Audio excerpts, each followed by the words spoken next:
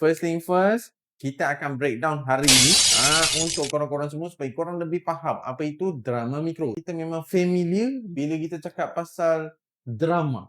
Dengan drama ni orang kata dah macam hidup pun drama. Hidup pun drama. Kalau tak ada drama dalam hidup tu macam tak ada masa manis dia. Macam tu. Kan.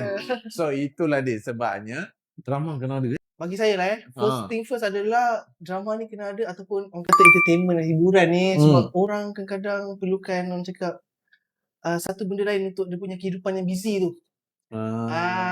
Cumanya macam yang kita tengah sembang sekarang ni adalah set drama yang lain daripada yang selalu kita biasa tengok. Biasanya orang selalu tengok horizontal kan, tu tak? Orang cakap macam tu kan.